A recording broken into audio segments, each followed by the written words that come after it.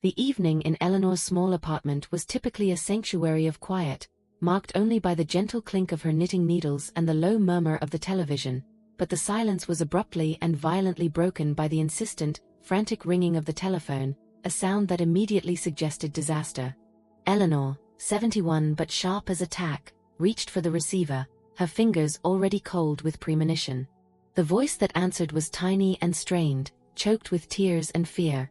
It was Leo, her 14-year-old grandson, and he was not calling from his home. His first words cut through the wire like broken glass. "Grandma, it's Leo. I'm at the police station. 34 TH Street Precinct." Eleanor's knitting instantly slipped from her lap, forgotten, as a wave of paralyzing fear washed over her. She pressed the receiver tightly to her ear, demanding to know what had happened, her calm facade crumbling with every ragged breath he took.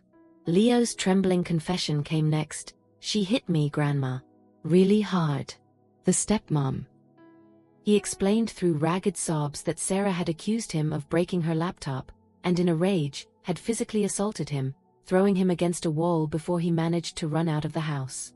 A neighbor, seeing him distressed and injured, had called the police, and now he was alone, terrified, and begging his only trusted family member for rescue. His final, desperate plea: "Please, don't tell Dad yet. I need you first," solidified Eleanor's resolve. The fear evaporated, replaced by a steely, protective fury that was instantly recognizable to anyone who knew her history. She promised him she was leaving immediately, instructing him to remain silent and not to speak to anyone until she arrived, before slamming the phone down with a force that surprised even herself. This was not a simple domestic issue. This was the culmination of long-standing neglect and malice, and Eleanor knew instinctively that she couldn't rely on her son Mark to protect his own child. Her second, swift action was to grab her emergency cell phone, the one she kept solely for crisis communication, a small, tangible sign that she was preparing not for a visit, but for war. The fury that propelled Eleanor was a cold, precise energy. She didn't speed, but drove with unflinching efficiency to the 34th Street precinct, her mind racing far ahead of the car. She arrived at the station, a small, sterile box of institutional fear, and immediately located the waiting area where a kind, weary Detective Martinez was supervising a huddled, tiny figure, Leo. Eleanor ignored the detective, the sergeant at the front desk, and the entire sterile environment, rushing straight to her grandson. Seeing the dark bruise blooming on his cheek and the fear radiating from his small body, the strategic mind of the businesswoman temporarily dissolved into the raw agony of the protector. She enveloped him in a fierce, tight hug, her hands trembling as she gently examined the red welts on his arm, confirming the truth of his terrified whispers. The simple, raw fact was that Leo was hurt, and the person who should have protected him, her own son, was the reason he was alone in a police station. Detective Martinez, a man who had seen too much family tragedy, approached her cautiously. He explained that child services had been notified and that while Leo's account was consistent and his injuries visible, they needed to document the abuse thoroughly. Eleanor nodded curtly, but her next move was surgical. She pulled out the emergency cell phone and called Mark, her voice now hard and even. Minutes later, the double doors of the precinct burst open, and Mark and Sarah stormed in. Mark, predictably, looked furious and humiliated, instantly shouting at Leo, "What the hell did you do, Leo? You ran away and called the police on your own mother." He completely bypassed the physical evidence on his son's face, moving straight to victim blaming, driven by his own narcissistic panic about appearances and legal trouble. Sarah, equally panicked but aggressive, immediately launched into her rehearsed defense. "He smashed my work laptop. He's lying. He probably ran into a door." Eleanor stepped immediately in front of Leo, shielding him with her body as she turned her full, formidable attention onto Mark. "Stop, Mark. Look at him. She hit him," she demanded, pointing to the bruise. Mark glanced at Leo's face, then quickly turned back to Sarah, his face hardening as he delivered the ultimate betrayal. "You see, Mom? He's lying. He always exaggerates when he doesn't get his way. Sarah would never." In that moment, the final, undeniable truth crashed into Eleanor. Her son, corrupted and compromised by his own greed and misplaced loyalty, was choosing a lie and an abuser over the truth and the safety of his own child. The realization was devastating, yet it cemented her decision. She realized that the abuse was not just physical, it was the psychological abuse of denial, and Mark was an active participant.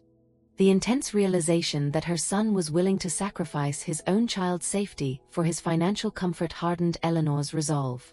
She knew that confronting Mark about the physical abuse alone would lead nowhere. His denial was too absolute, his dependence on Sarah's income too strong.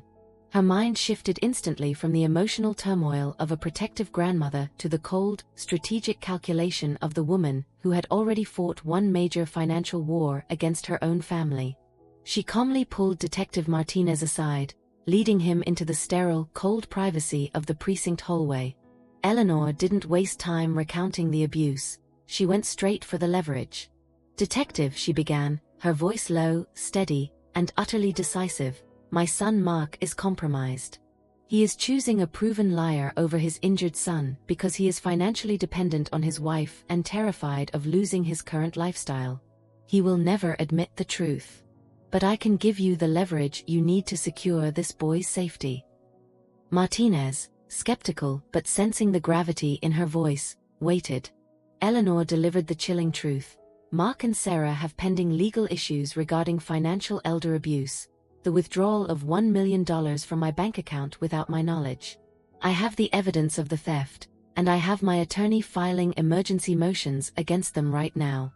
If you want proof of their character, their motivation, and their utter willingness to exploit, you need to check the legal filings against them from last month.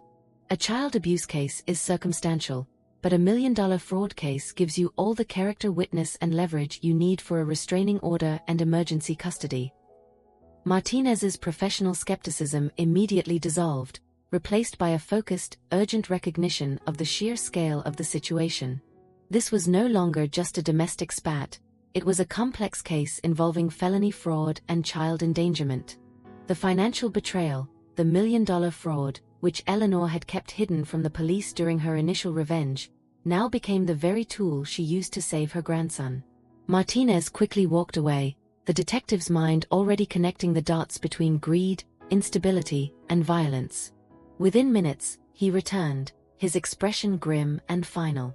He didn't look at Mark, he addressed Eleanor directly.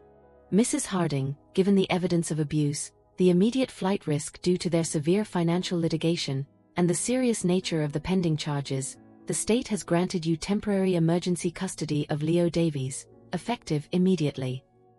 Mark, completely stunned by this devastating financial and legal assault, began to scream, yelling at his mother that she was betraying him again, that she couldn't take his son. Sarah shrieked about their rights and threatened to sue the entire police department. But their outrage was utterly impotent.